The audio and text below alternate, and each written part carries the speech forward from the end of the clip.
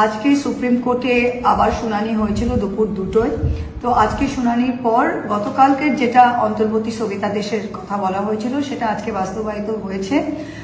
কেন্দ্রীয় সরকার আজকে বলেছে এবং সেটা রেকর্ড হয়ে অর্ডারের একটা পার্ট অংশ হয়ে গেছে, যেটা অর্ডারটা এখন বেরিয়ে গেছে। তিনটে জিনিস সেটা বলা হয়েছে যে কোনো ঘোষিত ওয়াকফ সম্পত্তিতে কোনো বদল করা যাবে না, আর যেটা ব্যবহারকারিত ওয়াকফ তাতেও না, আর ওয়াকফ বাই ডিড তাতেও না, নো চেঞ্জ। দ্বিতীয় যেটা বলা হয়েছে যে কোনো কালেক্টর, কোনো ডিস্ট্রিক্ট ম্যাজিস্ট্রেট কোনো ওয়াকফ সম্পত্তিতে সে কোনো এনকোয়ারি হয়তো করতে পারে, কিন্তু তার উপরে কোনো অ্যাকশন নেওয়া যাবে না, সম্পত্তিতে তার কোনো বদল হতে পারে না। আর তৃতীয়, কোনো স্টেট ওয়াকফ বোর্ড বা সেন্ট্রাল ওয়াকফ কাউন্সিল নতুন নিয়োগ করতে পারে না। যেটা বিজেপির একটা আইডিয়া ছিল যে প্রত্যেকটা ওয়াকফ বোর্ডে আমরা নন মুসলিম ঢুকিয়ে তার কম্পোজিশনটা চেঞ্জ করব, সেটা তারা করতে পারবে না। তো আমরা এখন নেক্সট শুনানি 5 মে।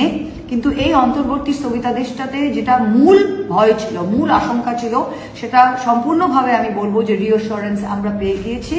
তো this is a very big step in the right direction. আমি সবাইকে বলবো যে এটা ফ্র্যাঙ্কলি যেটা মেইন আশঙ্কা সেটা অলরেডি অ্যাড্রেস হয়ে গেছে। তা আমাদের এখন শুনানির জন্য ওয়েট করা দরকার, নেক্সট ডেট 5 মে। আর খুব দ্রুত ডেইলি শুনানির মতোই এইটাকে প্রসেসটাকে করা হবে।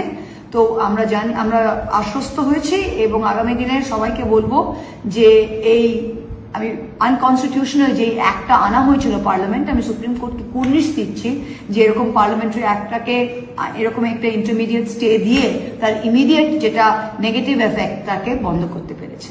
এটা আপনাদের সবাইকে বুঝে আশ্বস্ত হওয়া উচিত। Thank you.